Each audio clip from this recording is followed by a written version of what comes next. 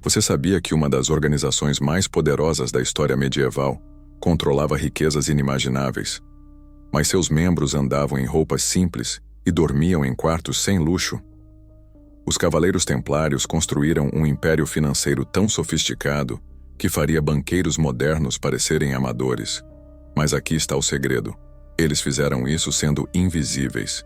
Se você quer entender como o poder real funciona, dê o like agora e se inscreva no canal, porque essa história vai mudar completamente sua visão sobre riqueza e influência. A genialidade dos Templários não estava em exibir ouro ou construir palácios. Estava em uma estratégia que nenhuma outra ordem religiosa ou militar havia pensado antes: acumular poder enquanto pareciam humildes servos de Deus. Enquanto reis e nobres ostentavam suas riquezas em banquetes e torneios, os templários vestiam mantos brancos simples com uma cruz vermelha.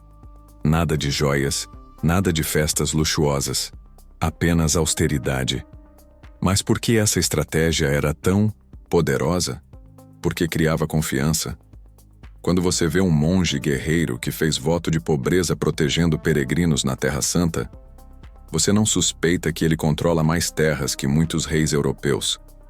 E é exatamente isso que eles queriam. A regra da ordem, estabelecida em 1128, era clara. Nenhum templário poderia possuir propriedade pessoal. Tudo pertencia à ordem. Eles não podiam usar roupas elaboradas, não podiam caçar por prazer, não podiam sequer escolher o que comer. Essa rigidez criou uma imagem pública de santidade e sacrifício que era absolutamente intocável. E aqui está o golpe de mestre. Enquanto cada cavaleiro individualmente não possuía nada, a ordem coletivamente possuía tudo. Milhares de propriedades, castelos fortificados, navios, fazendas produtivas. A riqueza não estava nas mãos de indivíduos corruptíveis, mas na estrutura institucional mais protegida da Europa medieval.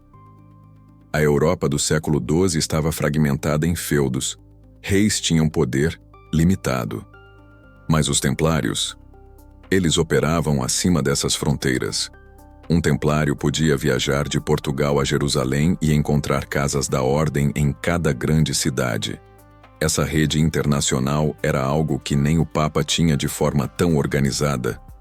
As doações começaram imediatamente após a fundação da ordem. Nobres que partiam para as cruzadas doavam terras como forma de garantir a salvação de suas almas. Alguns nunca voltavam, e suas propriedades permaneciam com os templários. Outros doavam em testamento, pedindo que a ordem rezasse por eles após a morte. Mas as doações não vinham apenas de nobres. Camponeses doavam pequenos pedaços de terra. Mercadores deixavam parte de seus lucros. A igreja incentivava essas doações, prometendo indulgências e perdão dos pecados. Em poucas décadas, os templários tinham propriedades em praticamente todos os reinos cristãos. E aqui está o que muitos historiadores ignoram. Os templários eram mestres em administração. Eles não apenas recebiam terras, eles as tornavam produtivas. Introduziam novas técnicas agrícolas, construíam moinhos, criavam sistemas de irrigação. Suas fazendas produziam mais que as propriedades vizinhas, gerando lucros constantes. Além disso, eles eram isentos de impostos. Isso mesmo. Graças a bulas papais, os templários não pagavam dízimos nem taxas locais. Reis não podiam tributá-los. Isso significava que cada moeda que entravam em seus cofres permanecia lá, acumulando-se ano após ano, década após década. Imagine você ter um negócio onde todo o lucro é seu, sem impostos, sem taxas, sem nenhuma autoridade externa controlando. Agora multiplique isso por 200 anos e milhares de propriedades. O resultado? Um acúmulo de riqueza sem precedentes na história medieval. Mas os templários foram além. Eles inventaram o sistema bancário moderno. Peregrinos que viajavam para a Terra Santa enfrentavam um problema. Carregar ouro era perigoso. Bandidos atacavam nas estradas. Então, os templários criaram um sistema engenhoso. Você depositava dinheiro em uma casa templária em Paris. recebia um documento codificado. Viajava até Jerusalém sem carregar uma moeda sequer. Chegando lá, apresentava o documento em uma casa templária e recebia o equivalente em moeda local. Os templários cobravam uma pequena taxa pelo serviço, mas todos saíam ganhando. Esse sistema se expandiu. Reis começaram a usar os templários como banqueiros. Eles guardavam tesouros reais, faziam empréstimos, transferiam fundos entre reinos. O rei da França chegou a manter o tesouro real na fortaleza templária de Paris. Pense nisso. O rei confiava mais nos templários que em seus próprios nobres. Os empréstimos templários financiaram guerras, construções de catedrais, expedições comerciais. Eles cobravam juros de forma discreta, mascarando como taxas administrativas, para não violar as leis da Igreja contra a usura. Eram banqueiros que operavam dentro das regras religiosas, uma contradição perfeita. A proteção papal era a armadura invisível dos templários. Em 1139, o Papa Inocêncio II emitiu a bula Omni Datum Optimum, que concedia privilégios extraordinários à ordem. Eles respondiam apenas ao Papa, ignorando bispos e autoridades locais. Isso significava que nenhum rei, nenhum nobre, nenhum bispo poderia interferir nos assuntos templários. Suas igrejas não podiam ser colocadas sob interdito. Seus membros não podiam ser excomungados por autoridades locais. Eles eram intocáveis. Essa autonomia permitia que operassem livremente. Podiam comprar terras sem aprovação local. Podiam recusar ordens de reis. Podiam até negociar diretamente com inimigos muçulmanos quando necessário, algo impensável para outros cristãos. A proteção papal também atraía mais doações. Afinal, doar para uma organização protegida pelo próprio Papa era garantia de que seu dinheiro seria usado para fins sagrados. Ou pelo menos, era isso que as pessoas acreditavam. Os templários entendiam algo fundamental. Aparência importa tanto quanto substância. Cada membro usava o mesmo manto branco simples. Comiam em silêncio. Dormiam em dormitórios coletivos. Participavam de orações 7 vezes ao dia. Externamente, eram monges devotos, mas, internamente, a ordem operava como uma corporação multinacional. Tinham hierarquia clara. Grão-mestre no topo, depois oficiais regionais, cavaleiros, sargentos e servos. Cada nível tinha funções específicas. Reuniões secretas aconteciam regularmente para discutir estratégias financeiras e políticas. Eles mantinham registros meticulosos.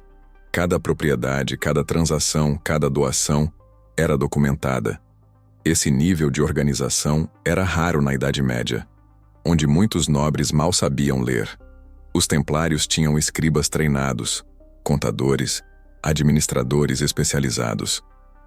A dualidade era perfeita. Santos guerreiros em público, gestores implacáveis em privado.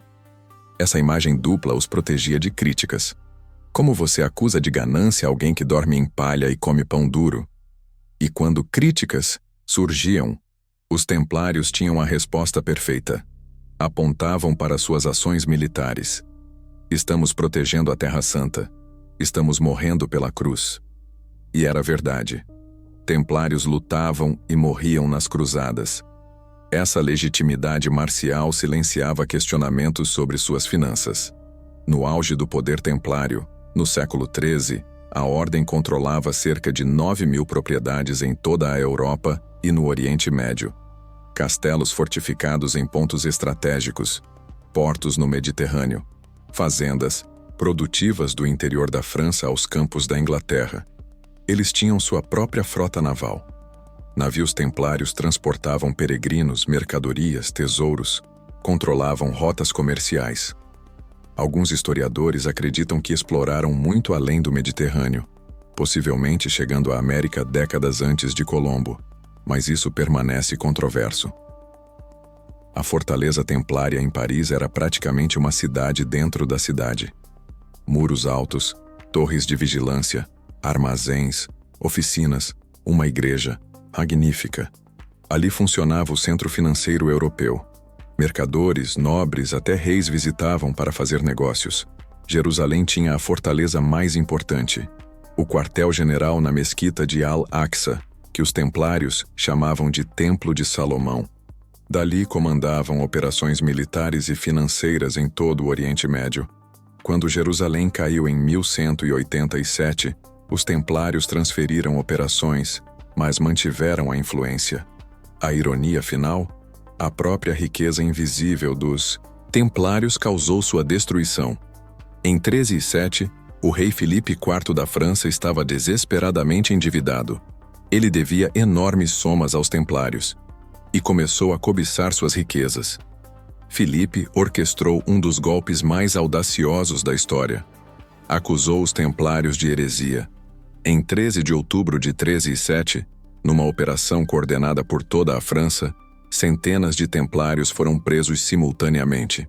Torturas arrancaram confissões falsas.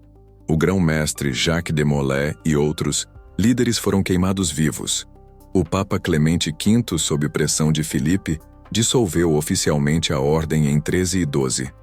As propriedades templarias foram confiscadas. Alguns países transferiram os bens para outras ordens militares. Na França, Filipe simplesmente tomou tudo. Mas aqui está o mistério que persiste. O tesouro central dos templários nunca foi encontrado. Quando os soldados de Filipe invadiram o Templo de Paris, encontraram muito menos ouro do que esperavam. Para onde foi? Alguns dizem que foi contrabandeado para a Escócia ou Portugal. Outros falam de navios templários que partiram de La Rochelle dias antes das prisões e nunca mais foram vistos. O que aprendemos com os templários? Que poder real não precisa ser ostensivo. Que instituições podem acumular muito mais riqueza que indivíduos. Que a imagem pública pode ser uma ferramenta estratégica tão poderosa quanto exércitos. Eles provaram que você pode controlar reis sem usar coroa. Pode comandar economias sem parecer mercador. Pode construir um império sem proclamar-se imperador. A riqueza invisível é a mais duradoura, até que se torne visível demais. Os templários existiram por menos de 200 anos, mas sua influência moldou o mundo moderno. Inventaram conceitos bancários que usamos hoje. Criaram redes internacionais que prefiguraram corporações globais. Demonstraram como organizações podem transcender fronteiras nacionais. E talvez a maior lição seja esta: eles mantiveram seu poder enquanto permaneceram invisíveis. No momento em que sua riqueza se tornou óbvia demais, quando reis invejosos decidiram que queriam aquele poder para si, os templários caíram. A história está cheia de impérios que ruíram sob o peso de sua própria ostentação. Roma, Bizâncio, os reinos árabes. Mas poucos estudam os impérios invisíveis, aqueles que acumularam tanto mantendo-se nas sombras. Os templários foram mestres dessa arte. Então, quando você pensar em riqueza, não pense apenas em ouro e palácios. Pense em redes, em instituições, em confiança, em proteção legal, em imagem pública. Pense em como os templários transformaram votos de pobreza no maior acúmulo de riqueza de sua era. Agora, se essa história te fascinou tanto quanto me fascina, deixe seu like e se inscreva no canal. Compartilhe este vídeo com alguém que precisa entender como o poder real funciona. E me diga nos comentários: você acha que o tesouro templário ainda está escondido em algum lugar? Até o próximo vídeo, e lembre-se: a verdadeira riqueza é sempre invisível.